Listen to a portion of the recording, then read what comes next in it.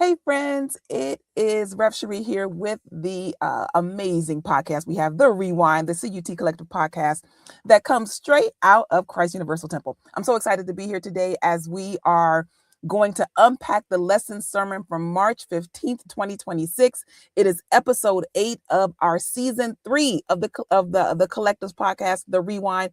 Can you believe it's been 3 seasons? This is the 3rd season of The Rewind. I'm so excited to have been building this momentum as we are here intentionally in creating a space for us to connect online. So the online community, the CUT Collective, is where we can all get together wherever we are in the world to stay tapped in and connected to the teachings from Christ Universal Temple. What we do on The Rewind is we look back on lesson sermons, on workshops, on material that's been presented and unpack it. Maybe you couldn't ask the question. Maybe you weren't there. We get a chance to do it here on The Rewind each and every week. This week in the hot seat is the hardcore metaphysician, the Reverend Gaylon McDowell. I'm so excited to have him. I'm going to bring him on in just a minute. But if you're tuning into us, if you're here with us live, I want to encourage you to go ahead and subscribe, like, share, all those fun things you do to let people know, hey, something cool's on. I want you to listen to it. And we're going to have a good time together. I want to welcome you and invite you to ask a question in the chat. I pulled these clips. They are for you. And to help us unpack, get a deeper meaning into the lesson, and also to have the minister to give us a little bit more insight. Was there something that he left on the table, something he wished he could have said? And so we were just talking before we went live, and so Rev told me that there was a little bit of the sermon that got cut off because of a power surge in the city. So maybe we'll get to know what we missed, because I wasn't in the building. I didn't get that little bit. So let's see what happens. Let's see if he'll give us that little treat.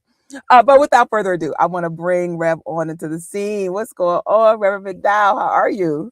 Doing well, Reverend Sheree. It's good to be here. Listen, I feel like it's been a long time. We kicked off the year together with The Rewind.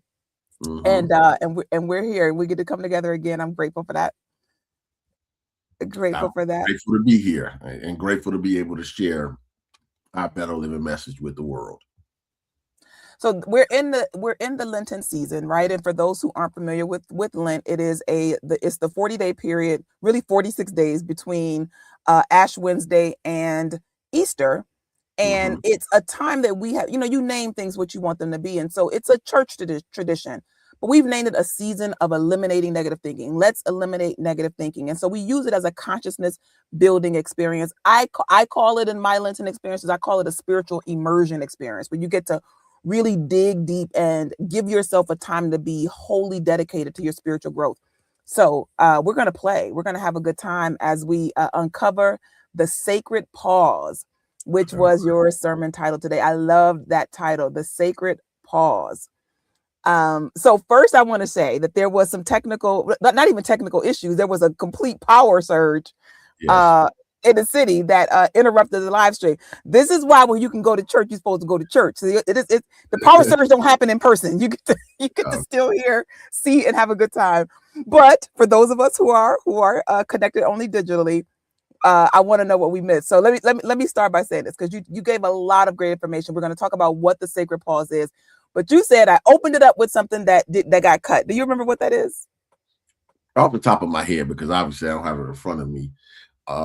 I basically was trying to create the understanding that people are going through stuff, whether they're dealing with financial issues, they're dealing with, career stuff, they're dealing with health issues or the health issues of their loved ones, concerns about the national, what's happening in the government and things of that nature. People have anxiety, people have stress, people have fear, people are going through stuff. The opening that's actually online caught part of it, but maybe it was a few minutes that it didn't catch. But all I was trying to do was just create some relatability. Sometimes people think that just because they're in church or they're studying a particular teaching, or especially an empowering teaching like ours, means that people not only are not going through stuff, but they're not even worried about stuff. And that's just not true. So what I was trying to help people understand is these things are happening. What is the answer to these things? And for me, that answer was the sacred pause. That's the gist of it. But you had talked about, you gave a really interesting term for the cycle that we can be caught into when we are just inundated with all of these impressions of doom and then, you know, whether it's in the world, whether it's in our experience. You called them these mental loops that we get stuck in, called stress loops. Like, I said that. sometimes I you didn't hear a realize term, I said you said that. you said stress loop. I was like, am I in a stress loop? Like, you know what I mean? Like, sometimes I Yeah. can't even hear what comes next because it's like a Yeah. term will grab your attention. But what are you seeing, like, just in terms of this concept of a stress loop? Something you said. You said it. Okay. Now it's coming back in my mind now. Yeah, You know, I've like, been on the computer what are emailing those all things? day. Yeah, what are those things putting us in stress loops? Like, how would you define that? So a stress loop, from the perspective of simplifying without making it super deep, is when something is going on in your life, world, and affairs that draws so much of your attention, so much of your emotion, that instead of seeing clearly now, you're not necessarily present to the moment as much as you're stuck in your own story. So it's like, I'm living in this paradigm, and this paradigm is only going to give me the feedback of how I've already perceived it, how I've already felt about it. So next thing you know, you're in a stress loop Mm-hmm. because it's recycling itself. So there's no real original thinking happening. Yeah. There's no real original contemplation happening. There is no being present in the moment happening. It's just reaction. It's response. It's not conscious awareness. And because it's not conscious awareness, you can get stuck doing a thing over and over and over again before you realize it. It's like, you know, like some of the business people say, you were like running in the rat race without any awareness. You Mm-hmm. get stuck in, Mm-hmm. okay, I'm dealing with a loved one. I'm dealing with this job. I'm dealing with this career. This marriage is going bonkers. My kid is acting stupid. And next thing you know, you're not hearing anything, and you're not seeing the other thing, and you're not seeing the possibilities. You're not seeing the potentialities. And most importantly, you're not hearing the inner guidance that's available to you, Mm-hmm. because the story is on repeat. It's like a rerun that's consistently playing in the mind over and over again. So if you have your TV station, for instance, on a station that only plays reruns, you get really familiar with the stuff. All Mm-hmm. right. You get to anticipate the stuff. You don't have to think, how am I supposed to think about this? How am I supposed to feel about this? Because it's just on rerun. It's a rerun. Right. It's just Right. giving you It'll back come back around again. what you already know, and it's going to come Mm-hmm. back around again. Mm-hmm. Okay. And there's a false sense of safety in it being in a loop, because you start to identify with the loop without realizing that the loop is actually a limitation. Yeah. Yeah, that, you know, as you're talking, I'm thinking, this is my story. There's a part there is a loop, and sometimes I think that it's like, you can catch yourself in the moment, that you can be in this thought loop that is keeping you in the complaint cycle, keeping you in looking at what's wrong or focused on a problem. And it's so easy to be caught in that mindset. And it's kind of one of the things I really talk about during Lent, which is like how to, in order to have mastery, authority, and dominion over what's going on in your mind, you got to be present to what's going on in your mind. And so this idea of a stress loop, I'm gonna work with that a little bit more, because it's it's kind of like the you in a groove, right? I think that's how Reverend Dell used to talk about it. Like, you got the record that's just in a groove, and if you ever had a record and a record player, and there's a scratch on the album, right, and it just keeps going into that same one over and over again, that's what it could feel like. I need a new groove, right? Because I'm I'm getting stuck in the same place over and over again. And so you gave us I always call it building a case for why should I adhere to a discipline like Lent, right? I'm going to play this clip first and we'll unpack it. Okay.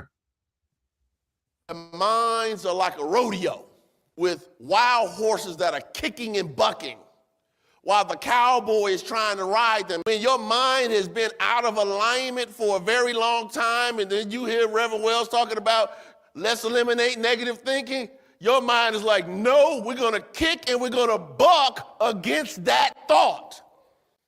This is the symbolism, but we're not there yet, of Jesus riding the donkey into Jerusalem. The donkey is a stubborn animal. And our minds can be stubborn, and we don't want to necessarily have anyone in control of it. So when you try to take back your mind, I want you to get this. When you try to take back your mind, the uncontrolled and unregulated mind will fight back. So here we go, right? That in your mind, there is a war going on. We talk about the wars in the world, but what are the wars going on in your mind? And so I think that I think what you help us to do is to recognize that something new is going to hit up against your old, and it could be a battle. It could be a battle. Yes. And you mentioned this unregulated mind, though. I want you to talk to me a little bit about that part. Unregulated. That's what's fighting me.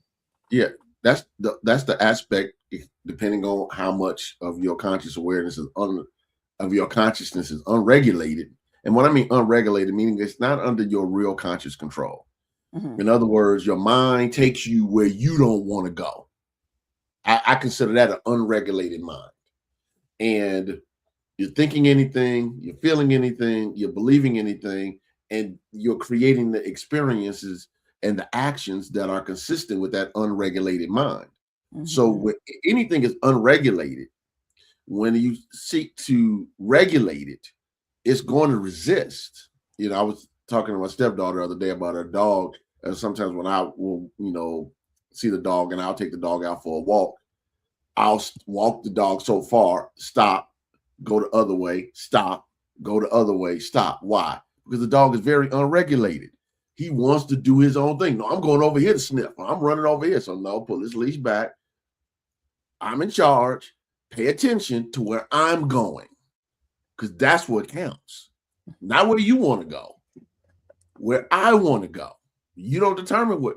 And an unregulated mind goes where you don't want to go. Yeah. And I think people just need to recognize that when you start to try to pull your mind back, all of those thoughts and beliefs and feelings that you used to have that are used to just flooding your mind and having you stressed, worried, frustrated, or taking actions that are not for your highest good, when you try to discipline them, you will meet your own mental resistance.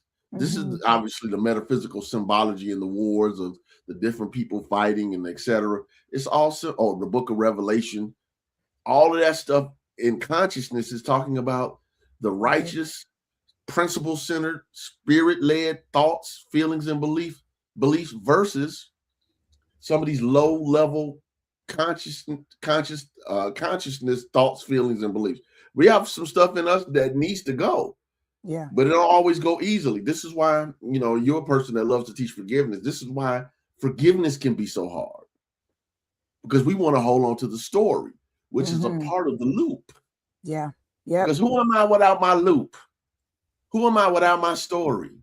How do I define? Who do I blame? What's the reason why I'm not living the way I want to live? So when we ask you to challenge the story and get back in spirit, get back on principle, yes, you will have resistance. When we tell you just because it feels good doesn't mean it's good for you, yes, you will have resistance. Just because you want it does not mean it's for your highest good. Yes, you will meet resistance. When somebody tries to tell you something and you ain't trying to hear it, and they have your best interest in heart, but you just trying to do what you like to do, yes, you will meet resistance internally. Yeah. It happens over and over again. And I think that it's good to know that we talking about a dog, so I've never had a dog before, but I did have a toddler. And when I had my toddler, it was kind of like when those kid leashes were becoming a thing. And parents just judge so much. I mean, everybody's judging. Like, why would you put your kid on a leash? And you're looking at these parents and their kids are just running up against it. It looks horrible until you have a toddler that's all over the place. Then the leash starts to look a little bit more enticing. Like my kid was a runner. he needed a leash if I were trying to go, because that's that undisciplined mind is, I'm going to go wherever I go. That was the image that popped in there. So I think about disciplining my thinking, like that toddler mind in me will go wherever it looks enticing. I'll just keep running in that direction, as opposed to being the one to say, no, I got the leash on my thoughts. I got the leash on where my mind can go. I'm in control of where my mind can go. And that is important, I think, for us to remember that whatever the loop is, whatever the war is, that at some point you get up and say, wait a minute, I can stop the war. Wait a minute, I can discipline my thinking. Like that's that awakening part, when I can stop it. I can stop the loop. Yes. And the loop can happen at any given time. Or here's the thing, if I'm in a loop, let me be in a pleasant loop. At the very minimum, let me be in a pleasant loop. Let me be caught up into what's good. And then I began to get that directive power again, where I can say, this is where I want my attention to be. I'm not just waiting for something good to come on TV. You know what I mean? I'm not just waiting on a good rerun to come. I can actually direct the programming. Like that's that mastery. I just took 3 of your metaphors and tossed them in the air. All 3. I love it. I love it. I love those who are tuned in right now. What we're doing is we're unpacking the lesson sermon from March 15th, 2026.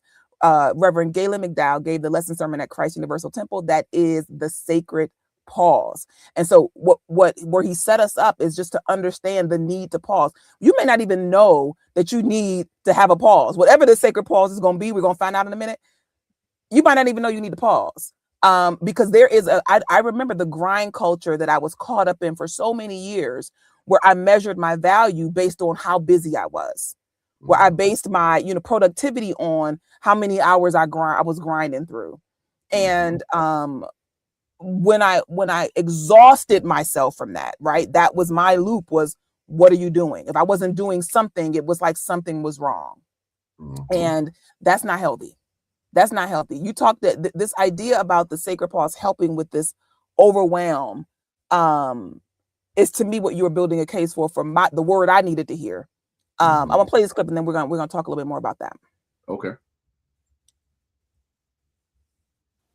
How can we gain our balance when we are being inundated with so much information and responsibility? The answer is simple, but it requires work.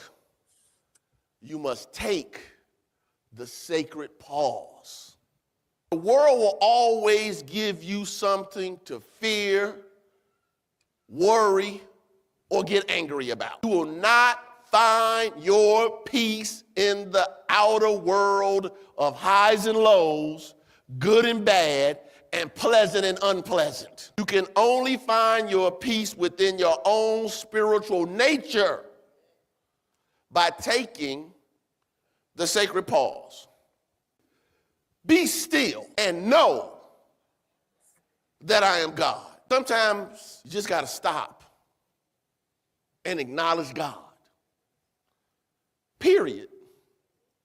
Stop and start praising God. Stop and remind yourself that God is in charge. Stop and realize that God is the source of your supply. Stop and realize that God is the lover of your soul. Stop and realize that God is the healer of your body. Stop and realize that God is your employer, even if you own the business. Some good stuff right there, Rev. You talked about a couple things. Okay. So the first thing is that you have to find your peace. Yes. And I just that phrase right there. Talk to me about that. Why do you need to find your peace? Because you weren't designed to be in chaos. So just because some people really, really praise themselves for dealing with high stress situations. I'm not saying that it's not a gift. Both of us are people who really handle stress well. But here's the thing. Finding your peace means that you can be the best version of yourself. And those who are connected to you, your loved ones, co-workers, etc., they get the best version of you. More importantly, even the cells of your body will get the best version of you, because when you're at peace, you're regulated. When you're at peace, your body is functioning the way, because we know when we're stressed, when we're angry, when we're anxious, when we're fearful, it does things to the body, because our body's listening to the thoughts and the feelings, the beliefs, and the words we're saying. How we're perceiving life is being actually expressed through ourselves. And as we learn to get into peace, what that also does is it allows us to slow down long enough to hear what spirit is trying to guide us to do. Mm-hmm. Okay. And, even something as simple, using an analogy, martial arts stuff. When I used to take this back in the day in the early 90s, I was taking this Taoist martial art. And one of the things that we would do is we would stand in what they would call posts, a particular pose. And the whole reason to stand in this pose, I'm not talking about for like 30 seconds, minutes. Because until you sit and stand in a position properly and align your bones up, you don't realize how your energy is even flowing in your body. People don't realize if you're still enough, you can even feel energy in your body. But your body has to be at peace for that to happen. Yeah. Now, what type of energy, spiritual and mental energies and forces are working through your consciousness that you might not be in tune with, just because you haven't slowed down enough, have enough peace in mind to be a open and receptive conduit for spirit to work through. That's the key. Open and receptive conduit. Hopefully that helps. So, no, that definitely helps. And I think that it's build again. I like to build a case for it, because there are so many defenses in our mind about why we may not have time for it. Why, you said you have to find peace, which means that I'm not waiting for peace, right? That sometimes we're waiting for, and I'm saying we being I, right? Remember that we in this thing together, everybody out there listening, are waiting on something external to happen, then we can be at peace. So when the situation is over, when there's a resolution, then I can say I'm at peace, as opposed to finding my peace no matter what. And it may get uncomfortable, because one of the reasons why I cycle in and out of being a yogi master is because when I take a break, it's like I'm starting all the way back over. Because it's the breathing, and it's, you can, when I got strong enough to hold positions long, then I got to pay more attention to my breath. It's so much focus to get to where you can actually begin to feel the stretch and to and really get into that power place. It's a beautiful practice, but you got to practice your way there. And I think that there's my first time seeing someone hold a beautiful position of strength and power and grace. And when I realized how long it took them to, how long of a practice it took them to get there, it's like, oh, I get it. This is a building up here. Like I want to be at peace. Yes. And it's natural for me to be at peace, even though I may be unpracticed at it. Yeah. What's funny about peace is when your mind is at peace and you tell yourself you're at peace, you end up being able to do stuff that we shouldn't be able to do. I remember in the mid 2000s, I had, one of my parlor tricks was, I have a buddy of mine at the time. He's a big guy, like 6'5", 280, and one of my best friends. And I would have him stand on my stomach for 10 seconds. And people were like, you gonna let him stand on your stomach? And they was like, how can you be so calm? But what I was just doing was I was breathing through it. It never hurt because I knew how to breathe. And people would say, well, that doesn't make sense. It makes all the sense in the world. But if my body is like, mine is like, oh my God, your body gets out of alignment, your breathing gets off. Next thing you know, you're hurt. Everything begins in the mind. Yes. Everything begins in the mind. That's where we have to go. It's not the situations that are taking our peace. It's our perceptions, it's our beliefs that show up as how we observe and how we are impacted by what happens that take our peace from us. And sometimes I'm not saying that you're never going to lose your peace. What I am saying is you have to take the sacred pause to regain your peace. Yeah. to get back in alignment with your power. Yeah, I think that the most acute example I have of that, just prevalent, is, when I was giving birth to my son, I was blessed to have been exposed to a method of childbirth called the Bradley method. It's basically a partner method, and it's based on meditation and getting into a relaxed state, because the idea is like what you said, that if you have relaxed yourself, then all of the sensation in your body is productively preparing for childbirth. Mm-hmm. But if you're kicked into fear, then your fear mechanism is kicked in, which is like, no, it's not safe for the baby to come out, while your body's like, okay, it's time. And so there's a fight going on in your body physically.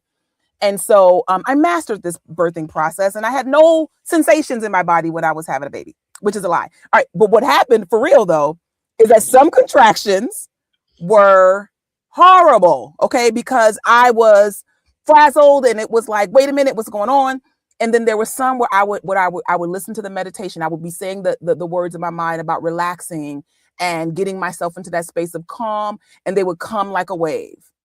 And maybe I'm freaking out the next one. So it went like that, but to know that it was available. Like, I want us to get to the space where, the pause is available, and it may take you some practice to push pause, to activate that pause, but to know that it's available. Who is this? One of our listeners on YouTube said that overthinking has gotten in the way of peace. This constantly having to think, and that's a habit that we've gotten into. I call it that grind mentality too, that overthinking, getting caught up in worry and concern, trying to figure things out rather than seeking peace, because in peace comes the answer. Mm-hmm. Mm-hmm. You said that in your peaceful breathing, you were able to transcend the sensations, the pressure of somebody standing on your stomach. Yeah. In peace, what can you possibly hear that you can't hear when you got a loop of nonsense that's going on in your mind? There's no room for wisdom. Yeah. Reverend Wilmetta used to always say to me when I was younger, God is not going to shout over your mental noise. It's one of the things that I've always kept from her. Yeah. That's a golden nugget right there. So I'm going to get into what the pause is a little bit in this next clip, because I think we built a case for it. We all are tired of it. You're tired of something. You're over something. You're ready and exhausted with with some habit pattern you have. So why not try peace, right? Let's give peace a try. Here we go. This is on about the sacred pause. Pause is not stopping. Pausing is waiting for the time to move. When you pause, it isn't permanent. It's taking the time necessary to create spiritual reflection and tune into the wisdom, power, and grace of God so you can go back to life empowered.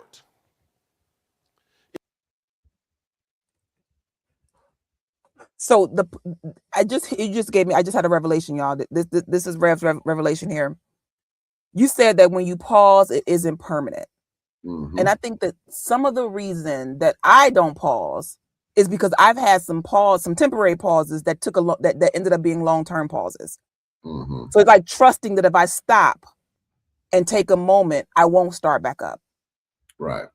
I don't know if I'm by myself out there, if that hit anybody else the way that it did for me, but that it's not a stop, and you don't have to fear. What's funny? Taking a breath, taking a pause. Mm-hmm.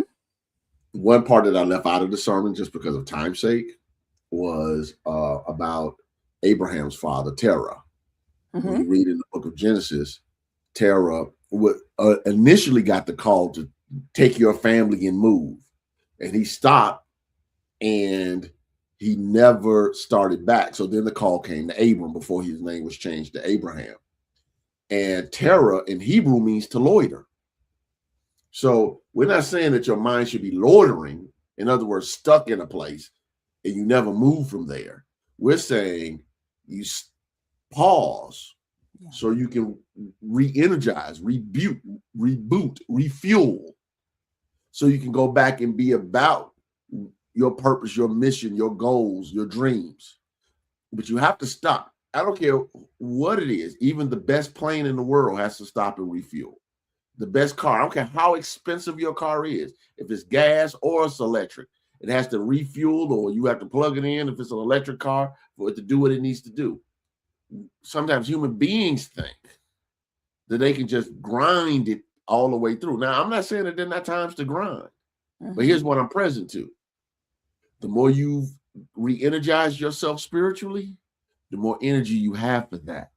Yeah. And when you try to grind on low fuel, only thing you end up doing is burning yourself out. And unfortunately, some people end up in the hospital, or they end up checking out because their soul doesn't know how to be in this experience without grinding. So they leave. But I don't know if we really want to get that deep. But I mean, it's not even about leaving the earth. And sometimes it's just like you're what is it, talking loud but not saying anything. You're working so hard, but no productivity is happening because you're just moving on an empty tank. So you're busy, but you're not going anywhere. It's like you talk about the loop, right? You're in this loop where it feels like because I am thinking about something. So Mr. Overthinker in here, right? I identify with that. Overthinking feels like you're doing something, right? Because I'm thinking about this challenge so much and so hard, and it feels productive, but really what you're doing is expanding the problem, right? You're making it bigger, as opposed to maybe in the pause is, where's the solution in this? Where's the breakthrough in this? I'm just going to sit for that next step, as opposed to just frantically desperate, being desperate about looking for a solution. So we're building a case here for, looking at Lent as being an opportunity to really do this soul work and releasing these negative patterns, these negative thoughts that have kept us from our highest good. And so the sacred pause is, Rev said, is not a permanent pause, right? So we don't have to be afraid that we won't kick into gear again, but that it's necessary. Just like I got to pause to charge my phone up. I got devices plugged in all around me that go on low battery, and I can literally see them go to zero, and I know I can't use them anymore. But I don't know the battery in me sometimes. Like you got to learn that battery power in you. Like, when are you at the red, when it's at 10% and it's on red? Like, you need to charge immediately. If we could have that, like, you want to have a device that has your own battery barometer to say, take a pause and listen and charge up with God. Go ahead and do that. How about you? One quick thing before we get to the next clip is, I think the other thing that the sacred pause stops is impulsive actions. When we're in a frantic state of mind, when we're angry, when we're stressed, when we're fearful, we tend to impulsively do things and impulsively say things. And sometimes the sacred pause allows you to say, okay, if I snap at this person at work right now, knowing I need this money for this mortgage and this car note and these children, it won't give me the best outcome. It might feel good in the moment. But is it for your highest good? Yeah. All right. You might want to say something to your significant other, but at that moment, it won't come out the way it needs to come. And some things you say you can't back up from. You might get forgiveness, but you might not get reconciliation. All right. So the sacred pause is also a way in which you catch yourself from playing yourself. Before you have, as Dave Chappelle used to say, a keeping it real moment. So by the time you keep it real and you do something stupid that's hard to get out of, because we all know, we learned this from our parents. It's easier to get into something than it is to get out of it. So the sacred pause makes you say, okay, before I impulsively go into this, what do I need to do? We've actually created, as a government, think about this, Rev Sheree. As a government, we've created a system to where people who are in high pressure cells, it's a time frame in which you can go back on a high pressure cell, a car, programs you buy. It's right. So it's 24 or 48 hours, wherever that is, you bought it. But that cool off period is, I'm bringing this car back. I felt as though I was a victim of high pressure cells. Why? Because the government even realized that if I can get a person in an emotional state, these salespeople can get us to buy stuff that might not necessarily be for our highest good. So even the federal government knows that we need the sacred pause. Yes.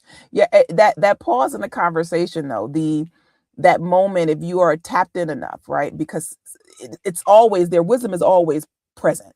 It's always active to say stop, not to say that, or for you to just be in the practice of, wait a minute, is this going to help or harm the situation? It might feel good to say what I want to say, but sometimes you said you run your mouth too much, and you weren't talking about in an argument, but you were talking about just giving yourself the space to take a pause, right? And you shared your own testimony about.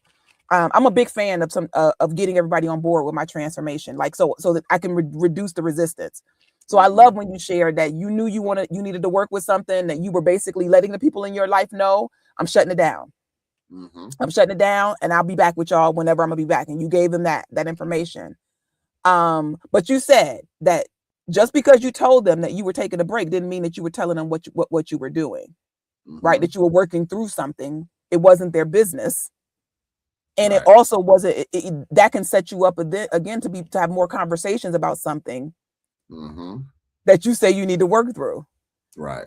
If I trust God for this, if I'm going to go and be in the presence of God consciously, what do I need you to know about my challenge for? Like, exactly. And next thing you know, you're having discussions, and sometimes people end up defending positions that they have. Unnecessarily, because people don't understand what's going on in you. They don't understand the scope, and they don't understand the impact. Yeah. So, and it doesn't mean that, and some people, even if they care, they can't do anything about it necessarily. So when I was saying, okay, I need to shut down for a week and just work on myself, I didn't need to say, hey, this is what I'm working through. I just needed to say, hey, I'm working through something. I want you all to know that unless it's something that I can handle, even if it's an emergency, let me be in my space to where I'm just me and God, working on my stuff. I had my books, so I was reading, I was praying, I was meditating, I was writing down my thoughts, and what I was doing was I was overhauling. Is a good word, overhauling the old for the new that God was presenting to me. But you have to stop long enough to actually allow that process to happen. People are moving too quickly, and they wonder why they don't ever have peace. They wonder why they're not in tune with divine inspiration, because they don't take enough time to stop. I'm real mindful about writing a sermon too early. Like, I'm like really, really serious about that. Have I sat down with this topic long enough for it to flow the way it needs to flow? If I'm frustrated about something that happened at work or with my family or with myself, is this the best time for me to write something that has to help somebody else? Because I have to be in a creative space, because the word has to become flesh and get typed on my laptop. There's another statement that you said, I think, and you were talking, I don't know if it was Emmett Fox, but the heart of it was, you said, remember, wait a minute, I wrote this one down. Remember that you don't pause to give up. You pause to get stronger so you can go up. That was me. That wasn't Emmett Fox. That was you. Credit is due.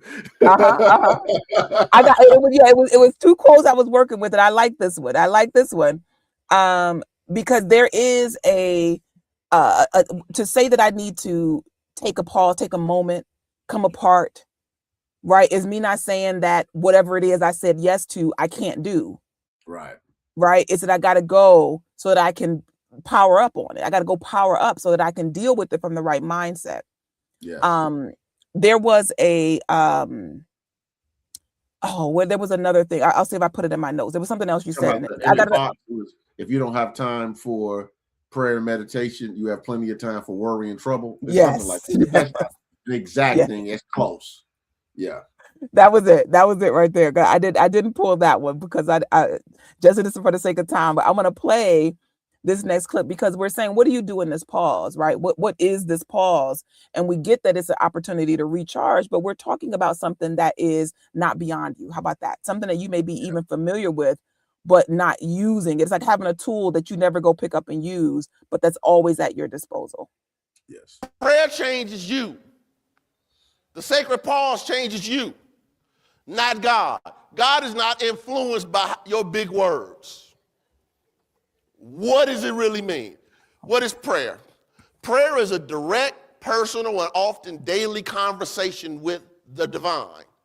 A spiritual lifeline designed to build a relationship with God, express gratitude, seek guidance, and find peace. So with prayer being a way that we have this sacred pause, can you give us an example of what that could look like? Like you gave yours about studying and writing, but if I'm really busy, I got a lot going on in my life, I got kids, I got work, how do I have this pause and I recognize I'm in a mental loop pattern? Okay, well, it's a couple of things. It depends on the situation. Obviously, there's no one size fits all. It depends on what people are trying to get out of a thing. Obviously, you get what you put into it. So let me get that out of the way. But like say, for instance, it might be, okay, I'm getting up 15 minutes earlier than spouse or children, so I can have my time to read my daily inspiration or daily word, my periodical, do my prayer reading, do maybe do some affirmations, sit still for a couple of minutes, see if I get any inner guidance before I go on about my day. It might be something as simple. This is something that I really used to do when Angel was a small child, like, first, second grade, and even before that, preschool. I had trained her when we got in the garage, before we pulled out, we had to say the prayer for protection. That's a sacred pause. The prayer for protection, for those who aren't familiar with it, the light of God surrounds us, the love of God enfolds us, the power of God protects us, the presence of God watches over us. Wherever we are, God is, and so it is. Amen. It's versions of it where you make it me, us, you. It is the same prayer. That was me teaching my daughter to be able to take the sacred pause. A sacred pause is saying grace before you eat. A sacred pause. A sacred pause is before you go into that meeting for that presentation, you maybe step away, maybe even go in the bathroom, sit in the stall, take a breath, say your affirmations, go out, look in the mirror, get yourself where you need to be, and then go in and do it. A sacred pause might be when you need to do what I did, which was take some legitimate time to just pray, study, and meditate. A sacred pause might be, hey, I need to go somewhere and a hotel and look at some Caribbean water in Cancun, Jamaica, or whatever, and just allow my soul to reboot without having to be concerned about the things. It shows up in so many different ways. It might be when you're coming home from work, and before you go home from work, you pull up, you park or driveway or garage, and before you go in, you do a little prayer work, you read something, etc. So you don't take your day's drama into your home and expose your family to your attitudes that you didn't recalibrate because you were stressed at work. It's taking time to acknowledge the presence and power of God within you. It's recalibration. It's realignment. That, and there's this is a plug, right? A very intentional plug, but exactly what he's talking about, all these prayer practices we talk about in the daily LENT course that I'm working on every morning at 7 a.m. Pacific, 9 a.m. Central, 10 a.m. Eastern. I go live on Zoom, and basically we work with a lesson every day around building spiritual practice. Like essentially it is it's a dose of the truth, but at the end of it, you build a spiritual practice so that you have these tools in your arsenal. So I talk about a morning practice. I talk about how do you practice throughout the day. Morning is like setting the atmosphere of your day, like setting the tone, the energy you want to go out, aligning with God at the top of the day. Throughout the day, there are things you do to remember that you're in alignment, to remember the intention that you've been setting. And so those practices of taking a breath in the car, right? To remember who you are. And so holding on to an affirmation and breathing into it, looking in the mirror at yourself and speaking that word. Like those are ways that throughout the day, you are practicing the presence of God. You are having those sacred moments. And at the end of the day, it's a time for reflection. It's a time to get your good and to release. You know, one of the best things about the sacred pause, to go back to what we were talking about at the beginning, is when you start to do the sacred pause and click on her link so you can get your Yeah. Linton lesson. The link is there. Okay. QR coded. QR code link. Yeah. QR code. If you're having resistance to taking sacred pauses, that's also teaching you something. Some people, when they take the sacred pause, I've had people tell me, well, I can't meditate. The moment I sit still, I go to sleep. And I said, okay, that means your body is not used to relaxing without you going to sleep. That's teaching you something. Okay. Can you be still and still be consciously aware? As some people say, well, my mind just starts going all over the place. Okay, that's fine. Okay, that's teaching you that you might need some type of practice that makes you focus more. Everybody just can't sit still and I'm gonna think nothing. No, stuff is going to come. You need some guardrails to guide you into this deeper level of spiritual awareness. But you got to take the time to do it. And I'm big on guardrails. I'm big on taking the biggest step you can take. Like, so you want to step out your comfort zone a little bit. And so if meditating isn't your thing, if you're like people get frustrated because they don't have these transcendent experiences when they meditate, because they can't focus. Then I said, set a timer for 1 minute. Set a timer for 1 minute and just breathe. And if one of the apps I enjoy is the Calm app, and you don't even have to subscribe, but with the Calm app, there is like open meditation is what it's called. And I set it so that it gives a chime every minute. So every minute, a nice chime goes off, and it's like a babbling brook. You can choose whatever sound you want behind it. But when that chime goes off, it reminds me to focus again. So that was one of the ways I trained my focus, because that chime would get me off of my to-do list. It would get me off of, how long have I been sitting here? Whatever the chatter that would go on in my mind, the chime would remind me to breathe. It would remind me to center. And if I'm doing concentration work, it will remind me to concentrate on what the idea that I'm focusing on. So just so that you are aware of some of the tools, like these are some of the tools that we share throughout Lent. And, in addition to that, sometimes you just need to hear the word. You need to hear like podcasts like this. You need to hear people talking about listening to sermons where the inspired word is being shared, because there's a word in there for you. Absolutely. And if I'm running that instead of, reality TV, then, maybe that'll help me, right? What will support you in doing the work that you're here to do? Because that's the other thing that I realize, that if I don't value what I bring to the table, if I don't value what I bring into expression, if I don't value that, then it won't be worth me saying, let me develop these practices to take a pause. Let me develop these prayer practices. You studied martial arts for years and years and years, but it was for an end. It's like you desired a level of mastery. Other than that, why would you hold a position for minutes on time that I'm sure was uncomfortable when you first started doing it? You know what I mean? Oh my God. Oh my God. Yes. There's an intention there. And it was important that you demonstrated that level of self-mastery. What you're doing, people out there, me, talking to me too, it's important. God wouldn't give you a desire if it wasn't important for the harmony of the universe. We got to be able to recharge ourselves. We can't keep running on E, expecting and demanding more of ourselves when we don't have to do that. We don't have to live on E. Yes. And living on E is often the path of least resistance, just like allowing your phone to go to zero. Okay, it's easier to let it go to zero than to get up and go find that charger and plug it in and plug it into your phone. So what ends up happening is discipline shows up as teaching you and putting yourself in a position to create the best version of you. Exercising isn't always fun. Yeah. All right. Going for those walks, doing that cardio, doing those isometric exercises, doing that weightlifting isn't always fun. Sometimes it makes your body sore. All right. But it's strengthening the body. What ends up happening with the mind is we allow the mind to get lazy, because the lazy mind is the path of least resistance. Yeah.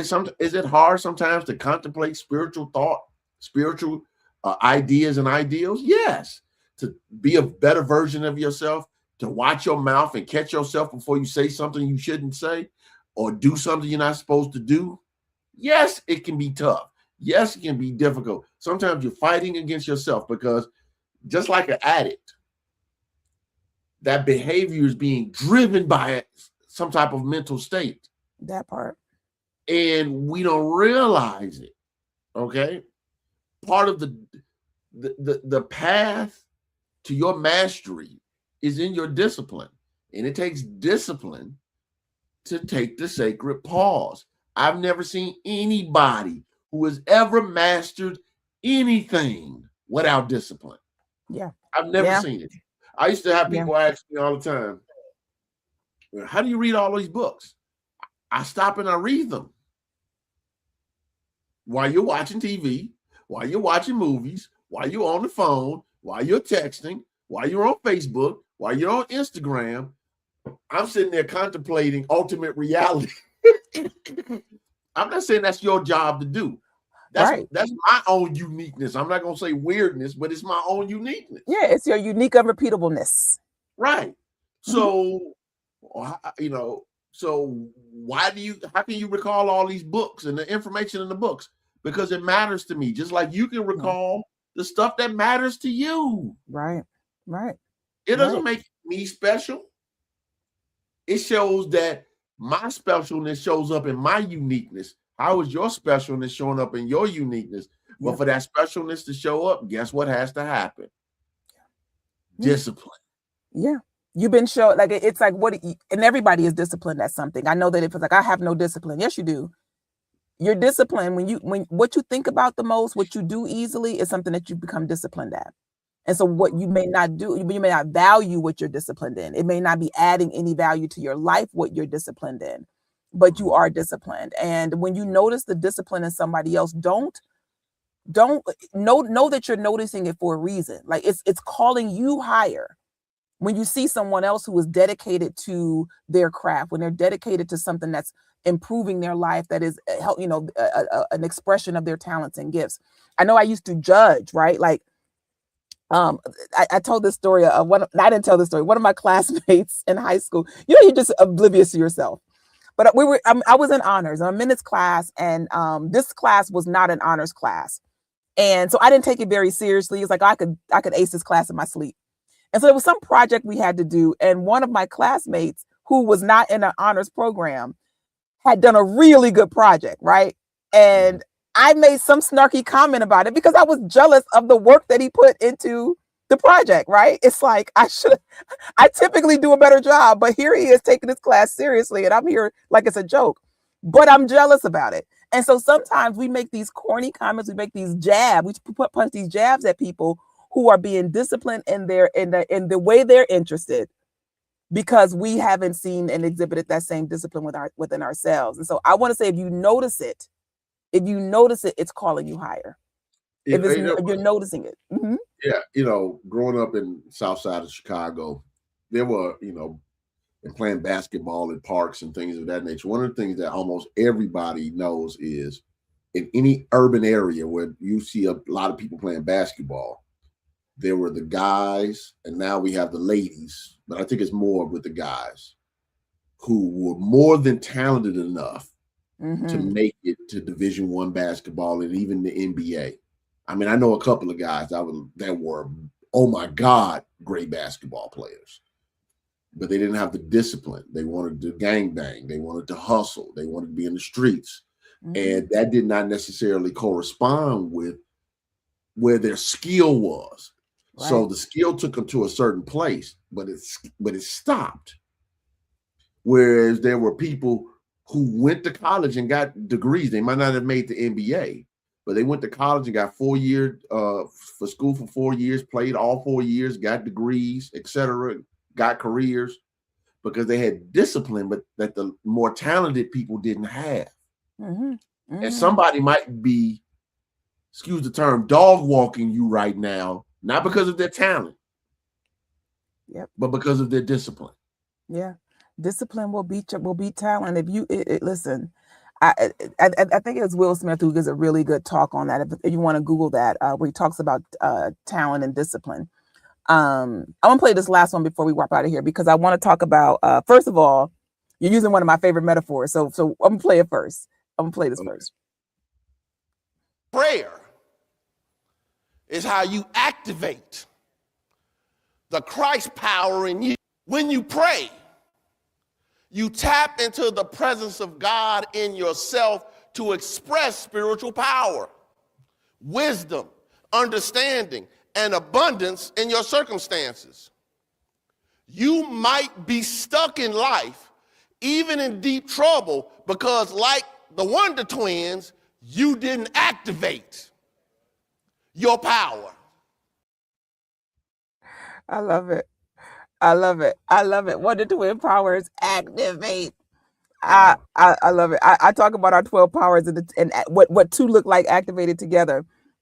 But the fact that you are sharing with us, I just want to just gosh, it's such a powerful mindset that we don't have to wait for things to happen. I think that can be a loop that we're in, is that I'll wait until things get better or things get easier, and then, as opposed to, no, you're the one to activate the understanding. You're the one to activate the wisdom. Like, it's like you're the one to press the button in you that says go. But yeah, the Wonder Twin powers are, mind you, I wasn't even into I wasn't into those type of cartoons. Those are boy cartoons, but I know Wonder Twin powers.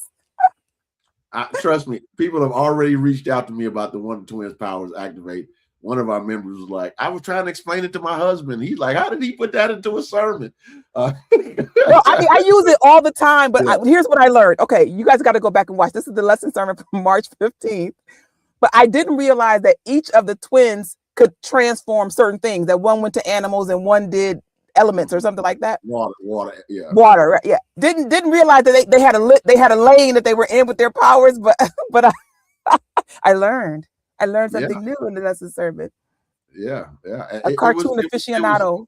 One thing about it was, I'm a cartoon guy, so that's always been the case. Even now I still watch the anime stuff. So because here's the thing. One of the things that I've learned from pop culture, whether it's movies, anime, which is Japanese animation, American cartoons, etc., is when people really get serious about getting something done, you normally get a training montage. I used to love Rocky movies for the montage. Him training, running on the beach, doing whatever. He was preparing for what it was he needed to do. All right. In the old Kung Fu movies, they go off to the Shaolin Temple or go meet with some monk in the mountain, and they're learning some special Kung Fu style, et cetera, et cetera. They were training for what they needed to do. When you take your sacred pause, you are training your mind to get in contact with the spirit within you. So you have the power so you have the ability to handle what's in front of you. Yeah. All right. It's hard to beat, Clubber Lang in Rocky 3. That's when Rocky had to fight Mr. T. He was Clubber Lang with I Pity the Fool. Young me seeing Clubber Lang, I thought Mr. T was like 8'9". I found out he was like a short man. But in Rocky 3, he was menacing. And I was like, oh my God. You just don't stroll up to Clubber Lang. You have to be prepared for Clubber Lang. That's all right. Okay. Sometimes people are trying to deal with serious illnesses, financial issues, career issues, family issues, etc., without any level of spiritual preparation. And then we all say that all this stuff doesn't work. When Clubber Lang hits us with the blindside hit and we get knocked down, I'm saying to you, you take the sacred pause, which is your prayer time, your meditation time, and your spirit studying of spiritual principle, so you can recalibrate, realign, and get stronger, so you can grow in spiritual consciousness, so you can be equipped, and that's the word, equipped to handle the daily practical life stuff that shows up. And some of the things that show up, you won't see coming. But that doesn't mean you won't be prepared. Right. But you got to take the time. That is a powerful message, I think, to leave on. I'm definitely encourage. And I'm thinking about when things are tough, that's typically when we come off of our practices. When people get really busy, they stop working out. When people get really busy or they're going through a lot, then you stop those things that felt like luxuries, which is, I don't have time to sit and meditate, or I don't have time to sit and journal. And those are the very practices that build you so that you can handle those things that come your way. You don't get sucker punched. Absolutely. Or you can rebound from a sucker punch. And that happens in your life. Thank you for a powerful word. We are coming to the bottom of our time, but I do want to let you know that if you would like more of the truth that transforms, that comes from the hardcore metaphysician, there's a podcast that you can tap into called Truth Transforms. And you can find it on any of the major podcasts. It's syndicated on all the podcast platforms. What are you focused on right now? Are you in a series for Truth Transforms? No, I'm not in the series. I've been kind of doing some one-offs. Actually, I haven't done one in a couple of weeks. I do need to get something done. Well, there's a good 5,000 episodes for you guys to choose from. It's about 550 episodes to choose from right now. But one of the ways, if you're trying to find your sacred pause, one of the ones that I would highly recommend is I did one on the complaint-free world, which was like 4 episodes. Mm-hmm. And I did a series of about 11 episodes, I think 11 or 12 episodes on the eye of the storm, capital I of the storm. Those would be 2 really good ones to help find your peace. I also did one with Reverend Jackie on radical forgiveness and radical self-forgiveness. That was earlier this year. So these are things for you to help you find your sacred pause. You have to stop and take time. And if you're working through prosperity, Reverend McGee and I did one recently where we did how to pray for prosperity. Mm-hmm. You have to be able to take your sacred pause because, we're seeing things happening over in the Middle East is causing gas prices, which eventually will affect groceries. It'll affect everything else because that stuff has to be shipped on plane, on boat, in car, and trucks. So when the oil prices rise, everything else rises. So you have to take some sacred pauses to make sure that you stay in tune and you remind yourself, God is the source of my supply. Yes. And there's always a way for me to be provided. Let me stay in tune with that provision. So you'll know where to go, what to do, what not to do, who to call, right, or whatever that might be. Stay in tune. When you're in your sacred pause, you're in your power. That's right. That's right. Anytime there is a recession, there's somebody who's making a great fortune, right? Absolutely. So we can tap into, there's always God's abundance is always available. Thank you. My prosperity seminar. Talk about the prosperity seminar. March 28th. I'm doing prosperity, the fundamentals of new thought, a webinar with the Reverend Alberta Ware, who's a staff minister at Christ Universal Temple. It'll be on YouTube and Facebook from 12 p.m. to 2 p.m. March 28th, 12 p.m. to 2 p.m. Central Time. If you can't watch it live, it'll be available later on YouTube as well. So you can just click and watch it when you want to watch it. But I just want you all to be present too. If you want to work with, how do I stop and study? Because part of being the sacred pause is your study work. Make sure that you're studying spiritual principles, because just like garbage in, garbage out, truth in, truth out. And that's March 28th at 12 p.m. Central.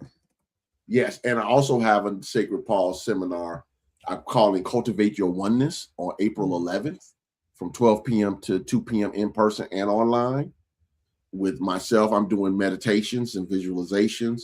A member, Misha, is going to be doing sound bath, and another member, Professor Woking Jackson, is going to be teaching Tai Chi. So we're teaching people how to do the mind stuff, the body stuff, and the vibrational stuff with the sound bath to cultivate their oneness.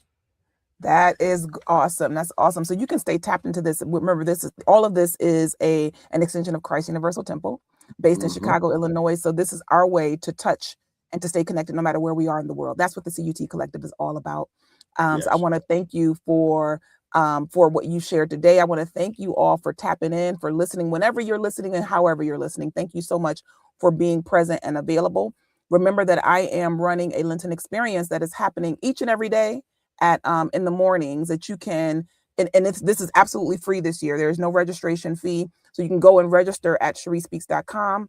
/Lent 2026. Their link is there.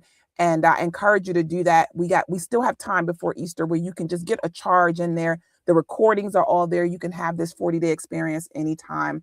And then at Christ Universal Temple, there are also the noonday inspirations that are happening. We are just tapped in, giving you opportunities to feed your mind with the truth, to immerse yourself in the truth. And we're grateful to be able to do that, to share and support you in your spiritual growth. We'll be back with the rewind next week. We're rewinding on the lesson sermon. It'll be for March, whatever 22nd. Sunday is. Is it March 20? 22nd. March 22nd. March 22nd, and Reverend Derek B. Wells will be given the lesson sermon. So looking forward to seeing you then. God bless you. Thank you so much for being here. And we'll be back next week with the rewind. God bless. God bless. God bless.